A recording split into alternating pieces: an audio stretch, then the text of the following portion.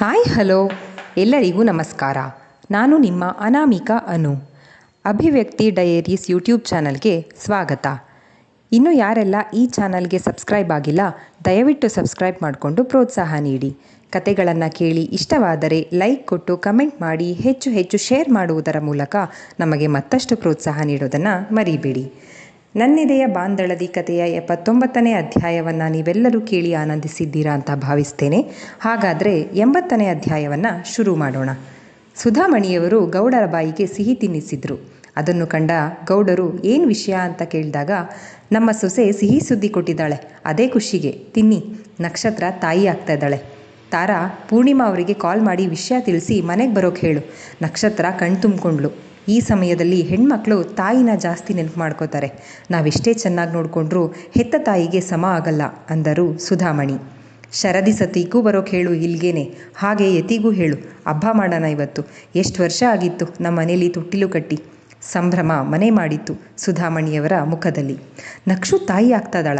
ಶರದಿಗೆ ಸಂತೋಷಕ್ಕೆ ಆ ಕ್ಷಣವೇ ಗೆಳತೆಯನ್ನು ನೋಡಬೇಕೆನಿಸಿತು. ಪ್ರೋ ಇದ್ದಾರೆ ರೂಮಲ್ಲಿ, ಅವರಿಬ್ಬರಿಗೂ ಇದು ಸ್ಪೆಷಲ್ ಟೈಮ್, ಪ್ರೈವಸಿ ಬೇಕು ಎಂದುಕೊಂಡು ಏನು ಅಡುಗೆ ಮಾಡೋಣ ಹೇಳಿ ಅಂದಳು ಅಡುಗೆ ಮನೆ ಕಡೆಗೆ ತಿರುಗುತ್ತಾ. ಸ್ನೇಹಾಗೆ ಕಾಲ್ ಮಾಡಿ ವಿಷಯ ತಿಳಿಸಿದ್ಲು. ವಾಟ್, ನಕ್ಷು ಕನ್ಸೀವಾ? ಒಂದೆಡೆ ಖುಷಿಯಾದರೆ ಇಷ್ಟು ಬೇಗನಾ? ಲೈಫ್ನ ಎಂಜಾಯ್ ಮಾಡಲೇ ಇಲ್ವಲ್ಲ, ಮುಳುಗೋದ್ಲು ಮದುವೆ ಸಂಸಾರದಲ್ಲಿ ಎಂದುಕೊಂಡಳು. ವಿಷಯ ತಿಳಿದ ಪೂರ್ಣಿಮಾ ವಿಶ್ವನಾಥರಿಗೆ ತಿಳಿಸಿ, ರೀ ಹೊರಡೋಣವಾ ಅಂದರು. ಅವರಿಗೀಗ ಮಗಳನ್ನು ನೋಡುವವರೆಗೂ ಸಮಾಧಾನವಿಲ್ಲ.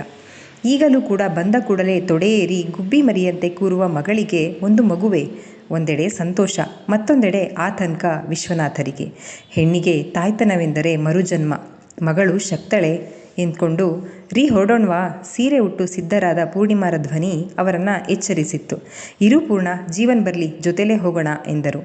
ಹೌದು ಹೌದು, ಜೀವನ್ಗೆ ಕಾಲ್ ಮಾಡಿ ಹೇಳ್ತೀನಿ, ಸೀದಾ ನಕ್ಷು ಮನೆಗೆ ಬಾ ಅಂತ. ಹೊರಡಿ ಮೊದಲು ಸಿಟಿಗೆ ಹೋಗಿ ಹಣ್ಣುಗಳನ್ನು, ನಕ್ಷತ್ರಂಗೆ ಇಷ್ಟವಾದ ತಿಂಡಿಗಳನ್ನು ತಗೊಂಡು ಹೋಗೋಣ ಅಂದರು ಪೂರ್ಣಿಮಾ. ಅಪ್ಪಣೆ ಮಹಾರಾಣಿಯವರೇ, ನಾಟಕೀಯವಾಗಿ ಹೇಳಿ ಹೊರಟರು ವಿಶ್ವನಾಥರು. Are you okay? Heartbeat ನಿಂತೋಗಿತ್ತು. ಅನ್ಕಾನ್ಷಿಯಸ್ ಅಂದಾಗ ಬಿಸಿಲಲ್ಲಿ, ಗಾರ್ಡಲ್ಲಿ ಏನು ಮಾಡೋದು ನೀನು? ಅದುವರೆಗೂ ತಡೆ ಹಿಡಿದಿದ್ದ ನವೀನ್ ಕೋಪ ಪ್ರವಹಿಸಿತ್ತು ತನ್ನವಳ ಮೇಲೆ. ಡೈಲಿ ಇರೋ ಹಾಗೆ ಗಾರ್ಡನ್ನಲ್ಲಿದ್ದೆ, ಆದರೆ ಆ ಸೂರ್ಯನೇ ಜಾಸ್ತಿ ವೋಲ್ಟೇಜ್ ಇದ್ದಿದ್ದು ಇವತ್ತು ಮುಖ ಊದಿಸಿಕೊಂಡು ಹೇಳಿದಳು ನಕ್ಷತ್ರ. ಆಯ್ತಾಯ್ತು, ಮುಖ ದಪ್ಪಗೆ ಮಾಡ್ಕೊಳ್ಳೋದು ಏನೂ ಬೇಡ, ಅಂದರೆ ಸರಿಯಾಗಿ ತಿನ್ನಲ್ಲ, ಹಕ್ಕಿ ಥರ ತಿಂತೀಯ, ಅದಕ್ಕೆ ಸುಸ್ತು. ಎನರ್ಜಿ ಟಾನಿಕ್ಸ್ ತರ್ತೀನಿ, ನಾಳೆ ಕುಡಿ. ಹಾಗೆ ಫ್ರೂಟ್ಸ್ ತಿನ್ನು, ಇಲ್ಲ ಅಂದರೆ ಅಷ್ಟೇ ಹೆದರಿಸುವವನಂತೆ ಹೇಳಿದ ನವೀನ್. ಸರಿ ಎಂಬಂತೆ ತಲೆಯಾಡಿಸಿದಳು. ಅರ್ಧ ಜ್ಯೂಸ್ ಕುಡಿದು ಸಾಕೆನ್ನುವಂತೆ ಪಕ್ಕಕ್ಕಿಟ್ಟು, ಒಂದು ಗ್ಲಾಸ್ ಜ್ಯೂಸ್ ಕುಡಿಯೋಕ್ಕಾಗಲ್ವಾ? ಕುಡಿ ಎಂದು ಬೇಡವೆಂದರೂ ಬಲವಂತವಾಗಿ ಕುಡಿಸಿ, ಏನಂದ್ರು ರೀನಾ, ನಾಳೆ ಕರ್ಕೊಂಡು ಬನ್ನಿ ಅಂದರು ಕೇಳಿದ ನವೀನ್. ನೀನು ನಿಜ ಓದಿ ಡಾಕ್ಟರ್ ಆಗಿದ್ಯಾ ಇಲ್ಲ ಕಾಪಿ ಹೊಡೆದು ಡಾಕ್ಟರ್ ಆಗಿದ್ದ? ಕೋಪಿಸಿಕೊಳ್ಳುವ ಸರದಿ ಈಗ ನಕ್ಷತ್ರಳದ್ದು. ಓದಿನೇ ಡಾಕ್ಟರ್ ಆಗಿದ್ದು, ಆದರೆ ಈ ಸಿಲೆಬಸ್ ಎಲ್ಲ ಇರಲಿಲ್ಲ ನಮಗೆ. ದಿಂಬಿಗೆಯೊರಗಿ ಕಾಲು ಚಾಚಿಕೊಂಡು ಕುಳಿತಿದ್ದ ತನ್ನವಳ ಮಡಿಲಲ್ಲಿ ತಲೆ ಇಟ್ಟು, ಇಲ್ಲಾದರೂ ನೀನು ನನಗೆ ಮಾತ್ರ ಅಂತ ಜಂಬ ಇತ್ತು, ಇನ್ನು ಮುಂದೆ ಇಲ್ಲೂ ಶೇರಿಂಗಾ ಅಂದ ತನ್ನವಳ ಮುಂಗುರುಳ ಹಿಂದೆ ಸರಿಸುತ್ತಾ. ಹ್ಞೂ ಎಂದಳಾದರೂ ಎಲ್ಲರಿಗೂ ಇರುವ ಸಂಭ್ರಮವಿಲ್ಲ ಇವನಲ್ಲಿ ಅಲ್ಲದೆ ಮತ್ತಾರಲ್ಲಿಯೂ ಹೊರಗೆಡವಲು ಸಾಧ್ಯವಿಲ್ಲ. ಅಕಸ್ಮಾತ್ ಬೇಡವೆಂದರೆ ಮನೆಯಲ್ಲಿ ಯಾರೂ ಒಪ್ಪರು. ಮುಂದಾಲೋಚನೆ ಬೇಕಿತ್ತು ನನಗೆ. ಶರದಿಯಷ್ಟು ಬುದ್ಧಿ ಇರದವಳಾಗಿ ಹೋದೆನಲ್ಲ ನಾನು. ಕಣ್ಣಾಲಿಗಳು ತುಂಬಿದ್ದವು. ಅಳೋದ್ಯಾಕೆ? ಕಣ್ಣು ಒರೆಸಿ ಎದೆಗೊರಗಿಸಿಕೊಂಡ. ಅವಳ ಯೋಚನಾ ಲಹರಿ ಅರಿಯದವನೇನಲ್ಲ ಅವನು, ಆದರೂ ನಿಸ್ಸಹಾಯಕ. ಅಮ್ಮಂಗೆ ಹೇಳಿದ್ರಾ ರೀನಾ ಅಂದ. ಇಷ್ಟು ಬೇಗ ಬೇಕಿರಲಿಲ್ಲ ನವಿ. ಎದೆಗೂಡಿನ ರೋಮಗಳ ಸುರುಳಿಸುತ್ತಾ, ಇಷ್ಟು ದಿನ ಹೇಗೋ ಗಾರ್ಡನಲ್ಲಾದರೂ ಟೈಮ್ ಸ್ಪೆಂಡ್ ಮಾಡ್ತಿದ್ದೆ, ಇನ್ನು ಮುಂದೆ ಈ 4 ಗೋಡೆಗಳ ಮಧ್ಯೆ ಬಂದಿ ಮಾಡ್ತಾರೇನೋ, ಒಂಥರ ಬಂಗಾರದ ಪಂಜರದಲ್ಲಿರೋ ಗಿಳಿ ನಾನು. ವಿಷಾದವನ್ನು ಹೊರಹಾಕಿದಳು. ಹಾಗೆಲ್ಲ ಯಾಕೆ ಅನ್ಕೋತೀಯಾ? ನಾರ್ಮಲ್ ಆಗಿರು, ನಾನು ನೋಡ್ಕೋತೀನಿ, ವರಿ ಮಾಡ್ಕೋಬೇಡ ಅನ್ನುವಷ್ಟರಲ್ಲಿ ಬಾಗಿಲು ಬಡಿದ ಸದ್ದಾಯಿತು. ಯಾರೆಂದು ನೋಡಿದರೆ ಶರದಿ ನಿಂತಿದ್ದಳು. ಪಕ್ಕದಲ್ಲಿ ಸತಿ. ಬನ್ನಿ ಭಾವ, ಈಗ ಬಂದ್ರಾ ಅಂದ ನವಿ ನಗುತ್ತಾ. ನವಿಯನ್ನು ಸತಿ ತಬ್ಬಿಕೊಂಡರೆ ಶರದಿ ನಕ್ಷತ್ರಳ ಪಕ್ಕ ಕುಳಿತು ನಕ್ಷು ಎನ್ನುತ್ತಾ ತಲೆ ನೇವರಿಸುತ್ತಾ, ಎಷ್ಟು ಖುಷಿ ಆಯಿತು ಗೊತ್ತಾ, ಕಂಗ್ರಾಟ್ಸ್ ಅಂದಳು. ನಿಲ್ಲದ ಚಡಪಡಿಕೆ, ಏನೋ ಕಳೆದುಕೊಂಡ ಭಾವ, ವರ್ಣಿಸಲಾಗುತ್ತಿಲ್ಲ. ವಿಶ್ವನಾಥ್ ಅವರ ಮಗಳು, ಶಿವರಾಮೇಗೌಡರ ಸೊಸೆ, ನವೀನ್ ಹೆಂಡತಿ, ಮುಂದೆ ಈ ಮಕ್ಕಳ ತಾಯಿ. ನನ್ನದೇ ಅನ್ನೋ ಸ್ವಂತ ಐಡೆಂಟಿಟಿನೇ ಇಲ್ವಾ? ಹೊರಲಾರದಷ್ಟು ಬಂಗಾರ, ಮಣಬಾರದ ಸೀರೆ ಉಟ್ಟು ಅಲಂಕಾರ ಮಾಡಿಕೊಂಡು ಫಂಕ್ಷನ್ಸ್ಗೆ ಹೋಗಿ ಬರೋದು, ಮನೆ, ನವೀನ್ ಬೇಕು ಬೇಡಗಳನ್ನು ನೋಡಿಕೊಳ್ಳೋದು, ಯಾವುದಕ್ಕೂ ಬಡತನ ಇಲ್ಲ. ಎಲ್ಲೇ ಹೋಗಬೇಕು, ಮನೆ ಹೊಸಲು ದಾಟಿದ್ರೂ ಕಾರ್ ಸಿದ್ಧ ಇರುತ್ತೆ. ಹೆಣ್ಣೊಬ್ಬಳ ಪರಿಪೂರ್ಣ ಜೀವನ ಅಂದರೆ ಇಷ್ಟೇನಾ? ಈ ಪ್ರೀತಿ, ಒಲವು, ಆಕರ್ಷಣೆ ಎಷ್ಟು ದಿನ ಇರೋಕ್ಕೆ ಸಾಧ್ಯ? ಒಂದೆರಡು ಮಕ್ಕಳಾಗೋವರೆಗೂ. ಆಮೇಲೆ ಮಕ್ಕಳನ್ನ ನೋಡಿಕೊಂಡು ಸುಧಮ್ಮ ಹೇಳೋ ಹಾಗೆ ಹಿರಿ ಸೊಸೆಯಾಗಿ ಮೈದುನರ ಮದುವೆ ಮಾಡಿ ಜವಾಬ್ದಾರಿ ನಿರ್ವಹಿಸೋದಾ? ನನಗೆ ಅಂತ ಬದುಕಿನೆಲ್ಲೆಲ್ಲಿದೆ? ಏನಾದರೂ ಸಾಧಿಸಿದ್ದೇನಿದೆ? ಸ್ವಲ್ಪ ದಿನ ಆದರೂ ಆರಾಮಾಗಿರೋಣ, ಹೇಗೋ ನವೀನನನ್ನು ಪುಸಲಾಯಿಸಿ ಕರೆಸ್ಪಾಂಡೆನ್ಸಲ್ಲೇ ಆದರೂ ಏನಾದರೂ ಓದೋಣ ಅಂತಿದ್ರೆ ಇದು ಬೇರೆ ಈಗಲೇ. ಇನ್ನು ನವೀನ್ನ ಒಪ್ಸೋದು ಕಷ್ಟ ಇದೆ. ಎಷ್ಟು ಓದಿದರೆ ಏನು, ಟಿಪಿಕಲ್ ಗಂಡ ಆಗೋದ ಇವನು. ಗಂಟಲು ಬಿಗಿಯಿತು. ಬಂಗಾರ, ಅಪ್ಪನ ಕರೆ ಎಚ್ಚರಿಸಿತು ನಕ್ಷತ್ರಳನ್ನು. ನನ್ನಮ್ಮನೂ ನನ್ನ ಹಾಗೆ ಬೇಡದ್ದು ಅಂದ್ಕೊಂಡಿದ್ರೆ ಇವತ್ತು ನಾನೆಲ್ಲಿರ್ತಿದ್ದೆ? ಮನಸ್ಸು ತಾಯಿಯ ಸ್ಥಾನದಲ್ಲಿ ನಿಂತು ಯೋಚಿಸಿತ್ತು. ಅಪ್ಪ ಅಮ್ಮನ ಮುಖದಲ್ಲಿ ಕಾಣುತ್ತಿದ್ದ ಸಂತೋಷವನ್ನು ನೋಡಿ ಕೇಳಬೇಕೆಂದುಕೊಂಡ ಪ್ರಶ್ನೆ ಗಂಟಲಲ್ಲೇ ಉಳಿಯಿತು. ಸುಧಾಮಣಿ ಬಂದಿದ್ರು. ಗಾರ್ಡನ್ನಲ್ಲಿ ಬಿದ್ದೋಗಿದ್ಲು. ಗಾಬರಿ ಆಯಿತು. ಸರಿಯಾಗಿ ಹೊಟ್ಟೆಗೆ ತಿಂದಿಲ್ಲ. ಬನ್ನಿ ಊಟ ಮಾಡುವಂತ್ರಿ ಎಲ್ಲರೂ ಅಂದರು ಸುಧಾ. ನಾನು ಹೇಳ್ತೀನಿ ಬಿಡಿ. ಏಳು ನಕ್ಷು, ಊಟ ಮಾಡುವಂತೆ ಅಂದರು ಪೂರ್ಣಿಮಾ.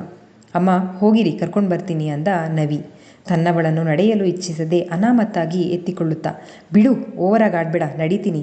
ಕೊಸರಾಡಿದರೂ ಕೇಳದೆ ಮನೆಯವರೆಲ್ಲರ ಸಂತೋಷವನ್ನು ನೋಡುತ್ತಲೇ ಇದು ನನ್ನ ಕರ್ತವ್ಯ. ಬಂಡಾಯ ಎದ್ದಿದ ಮನಸ್ಸಿಗೆ ಗದರಿದಳು. ಅವಳಿಗೆ ಅರಿವಿಲ್ಲ, ಒಂದೇ ಎಂಬಂತಿದ್ದ ಮನ ಒಡೆದು ಇಬ್ಬಾಗವಾಗಿದೆ ಎಂದು. ಒಂದು ರಾತ್ರಿ ಇದ್ದು ವಿಶ್ವನಾಥರು ಪೂರ್ಣಿಮಾ ಹೊರಟು ನಿಂತಾಗ ತವರಿಗೆ ಹೋಗುವ ಬಯಕೆ ನಕ್ಷತ್ರಳದು. ಅಮ್ಮ ನಾನು ಬರ್ತೀನಿ, ಸುಧಮ್ಮಂಗೇಳಿ ಕರ್ಕೊಂಡು ಹೋಗು. ತಾಯಿಗೆ ದುಂಬಾಲು ಬಿದ್ದಳು.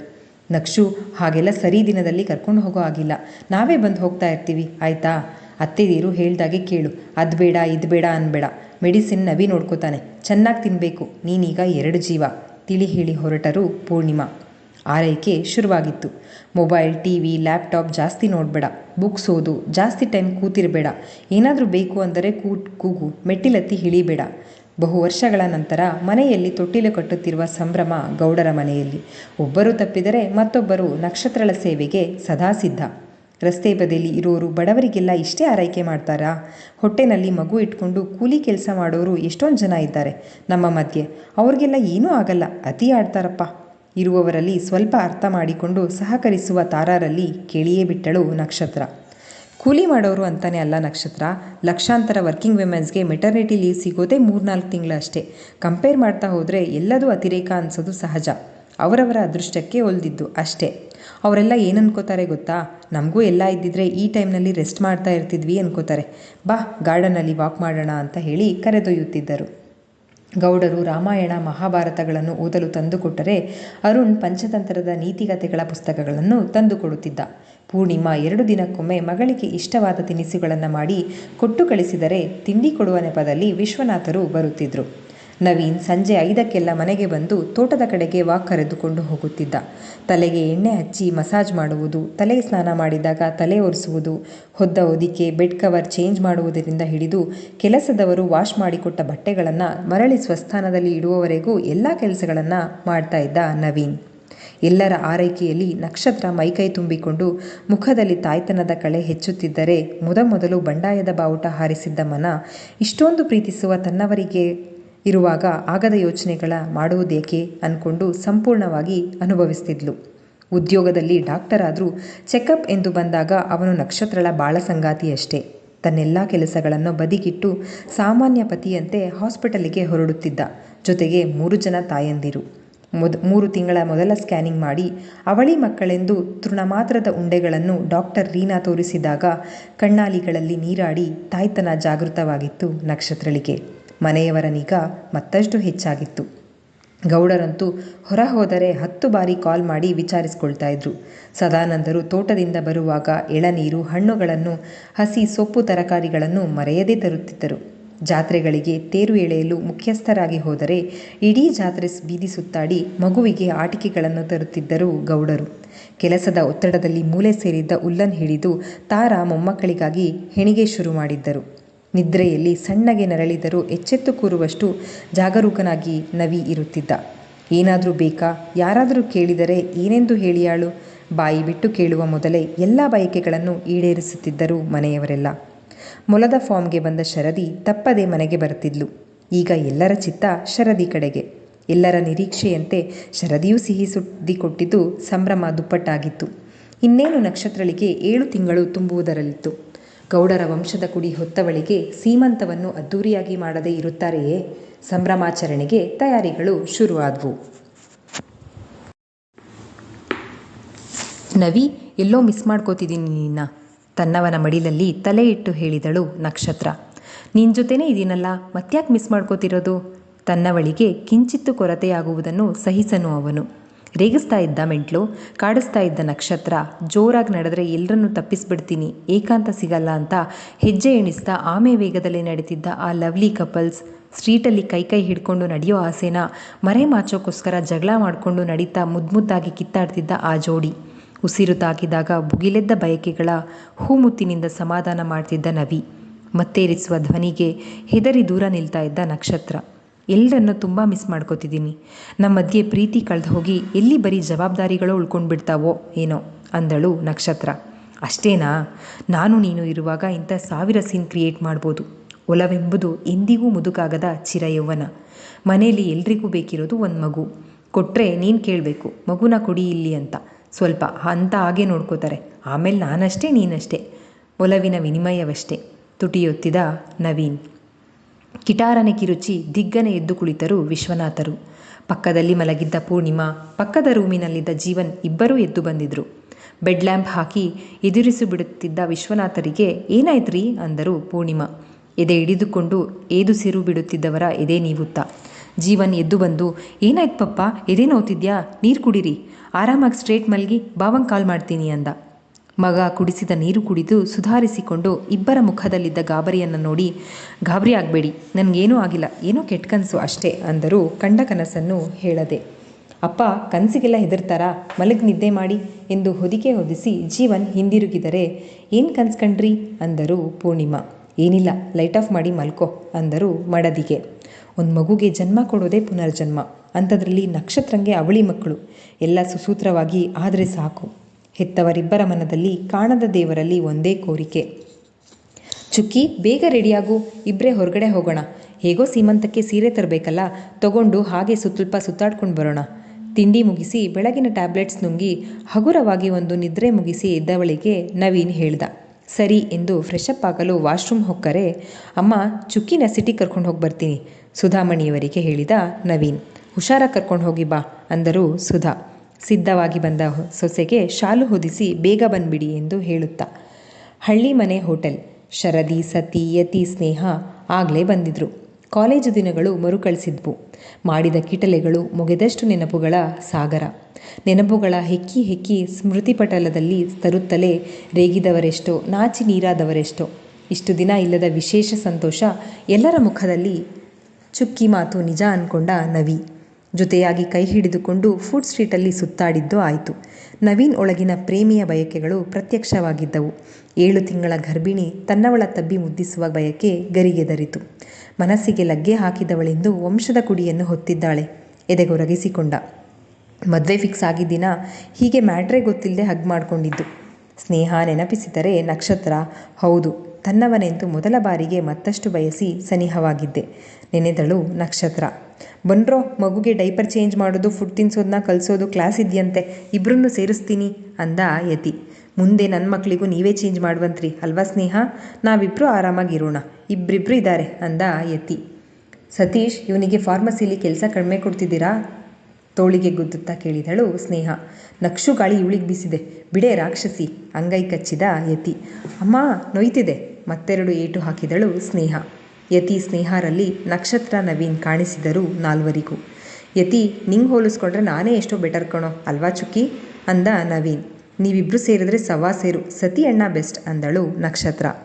ಊಟ ಮುಗಿಸಿ ನಕ್ಷತ್ರ, ಶರದಿ ಇಬ್ಬರಿಗೂ ಸೀಮಂತಕ್ಕೆ ಒಂದೇ ಥರದ ಸೀರೆ ಕೊಂಡು ಎಲ್ಲರಿಂದ ಬೀಳ್ಕೊಟ್ಟು ಹಗುರವಾದ ಮನಸ್ಸಿನಿಂದ ಇಬ್ಬರು ಮಾತನಾಡುತ್ತಾ ಸ್ಲೋ ಡ್ರೈವ್ ಮಾಡಿಕೊಂಡು ಬರುತ್ತಿದ್ದರೆ ಎದುರಿಗೆ ಫುಲ್ ಲೋಡೆಡ್ ಆಗಿದ್ದ 10 ವೀಲ್ ಲಾರಿಯೊಂದು ಡ್ರೈವರ್ ಕಂಟ್ರೋಲ್ ತಪ್ಪಿದಂತೆ ರಸ್ತೆಯ ಅಡ್ಡಗಲಕ್ಕೆ ಹೊಯ್ದಾಡುತ್ತಾ ಬರುತ್ತಿತ್ತು.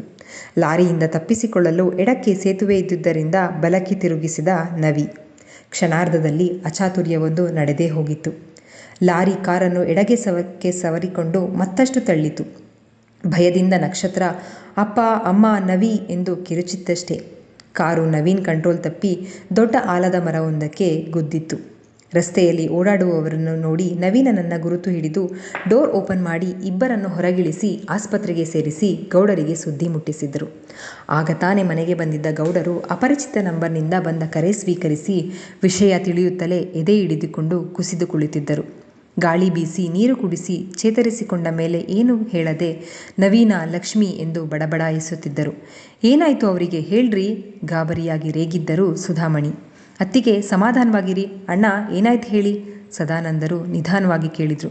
ಆಕ್ಸಿಡೆಂಟ್, ಆಸ್ಪತ್ರೆ, ನವೀನ, ಲಕ್ಷ್ಮಿ, ಹಣೆ ಚಚ್ಚಿಕೊಳ್ಳುತ್ತಾ ಅಳಲು ಶುರು ಮಾಡಿದರು ಗೌಡರು. ಎಲ್ಲರ ಎದೆ ದಸಕ್ಕೆಂದಿತು. ಪ್ರೀತಿಯ ಅಣ್ಣ ಅತ್ತಿಗೆಗೆ ಆಕ್ಸಿಡೆಂಟಾ? ಅರುಣ್ ಕರಣ್ ಅಳಲು ಶುರು ಮಾಡಿದ್ರೆ ಸಂಜಯ್ ರವಿಗೆ ವಿಷಯ ತಿಳಿಸಿ ಎಲ್ಲರನ್ನೂ ಬೇರೆ ರೂಟ್ನಲ್ಲಿ ಆಸ್ಪತ್ರೆಗೆ ಕರೆದುಕೊಂಡು ಹೋಗಲು ಹೇಳಿ ಜೀವನ್ಗೆ ಕಾಲ್ ಮಾಡಿ, ಅತ್ತಿಗೆಗೆ ಹೊಟ್ಟೆ ನೋವು ಬಂದಿತ್ತಂತೆ, ಹಾಸ್ಪಿಟಲ್ಗೆ ಕರ್ಕೊಂಡು ಹೋಗಿದ್ದಾರೆ, ಅತ್ತೆ ಮಾವನ್ ಕರ್ಕೊಂಡು ಬಾ, ಮಾಮೂಲಿ ಓಡಾಡೋ ರೂಟಲ್ಲಿ ಮರ ಕಟ್ ಮಾಡಿದ್ದಾರಂತೆ ಅಂತ ಹೇಳಿ ಬೇರೆ ರೂಟಲ್ಲಿ ಬನ್ನಿ, ಆದಷ್ಟು ಸಮಾಧಾನವಾಗಿ ಹೇಳಿ ಬೈಕ್ ಸ್ಟಾರ್ಟ್ ಮಾಡಿದ. ಆಕ್ಸಿಡೆಂಟ್ ಆದ ಸ್ಥಳದಲ್ಲಿ ಅನಾಥವಾಗಿ ಮುಂಭಾಗ ನಜ್ಜುಗುಜ್ಜಾಗಿ ಬಿದ್ದಿತ್ತು ಬ್ಲ್ಯಾಕ್ ಕಲರ್ ಸ್ಕಾರ್ಪಿಯೋ. ಅಪಘಾತದ ಪರಿಣಾಮವನ್ನು ಅಂದಾಜಿಸುತ್ತಲೇ ಸ್ನೇಹಿತರಂತ ಅಣ್ಣ, ನಕ್ಷತ್ರ ಇಬ್ಬರಿಗೂ ಜೀವಕ್ಕೇನು ತೊಂದರೆಯಾಗದಿರಲಿ ಬೇಡಿಕೊಳ್ಳುತ್ತಲೇ ಆಸ್ಪತ್ರೆ ತಲುಪಿದ ಸಂಜಯ್. ನವೀನ್ ಕಾರಿನ ಹಿಂದೆಯೇ ಹೊರಟಿದ್ದ ಯತಿ ಎಲ್ಲರಿಗಿಂತ ಮುಂಚಿತವಾಗಿ ಆಸ್ಪತ್ರೆ ತಲುಪಿದ್ದರೂ ಮಾತು ಮರೆತವನಂತೆ ಕುಳಿತಿದ್ದ. ಶರದಿ, ಸತಿ ಎಷ್ಟು ಹೇಳಿದರೂ ಕೋಪ ತಾಳದೆ ಸತಿ ಎರಡೇಟು ಹಾಕಿದರೂ ಯತಿಯದು ಅದೇ ಮೂಕರೋಧನೆ.